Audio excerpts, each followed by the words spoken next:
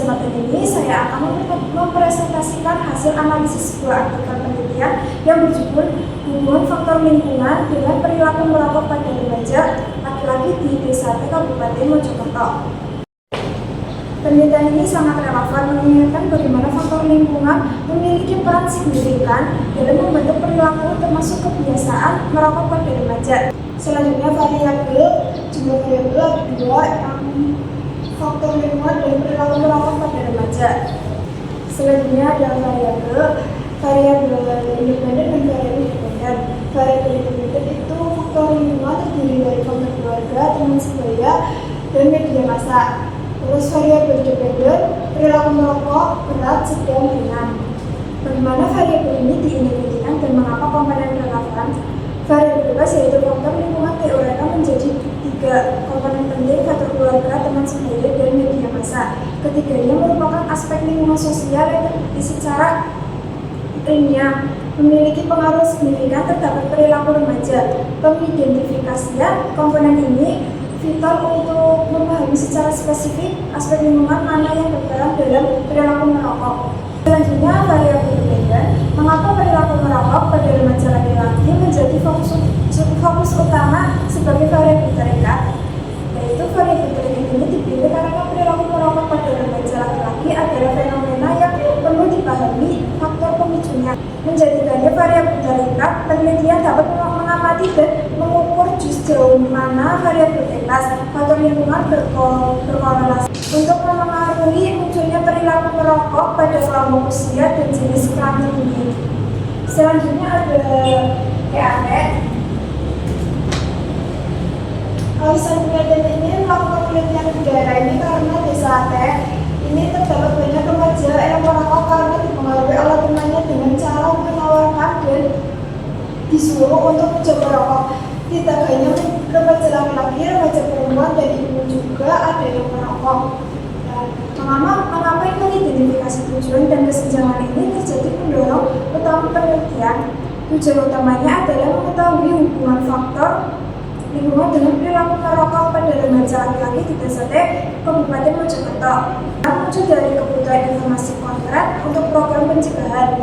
Hasil studi ini diharapkan dapat menjadi dasar bagi tenaga kesehatan dan pemerintah dalam menyusun intervensi yang lebih efektif untuk mengatasi masalah merokok di kalangan remaja.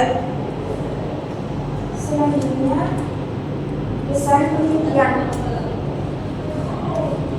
Sebenarnya itu ada deskriptif korelasional dengan pendekatan prosesional.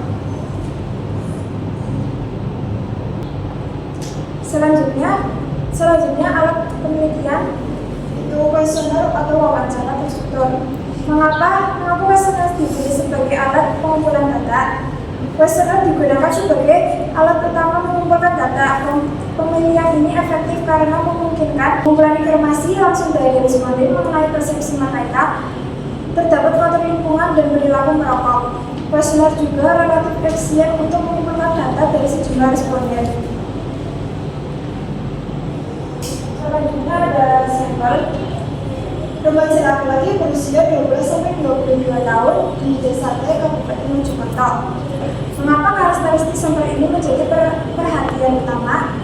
Penelitian ini menargetkan 25 remaja laki-laki berusia 12-22 tahun di Desa T Kabupaten Mojokerto. Penentuan karakteristik ini penting karena sampel adalah kelompok yang datanya akan dikumpulkan, sehingga harus relevan dengan fokus penelitian untuk memastikan validitas dan generalisasi hasil.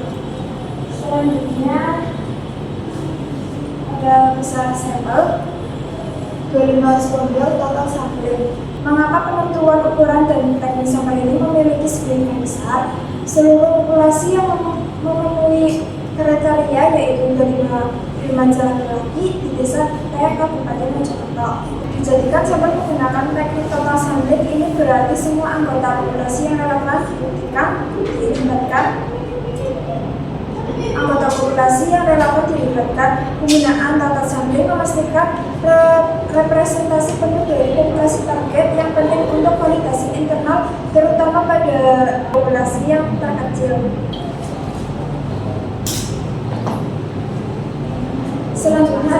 salah ukur. Yang pertama ada variabel independen, faktor lingkungan, kategori positif dan negatif. Yang kedua variabel dependen, perilaku merokok, kategori seperti berat, sedang, ringan.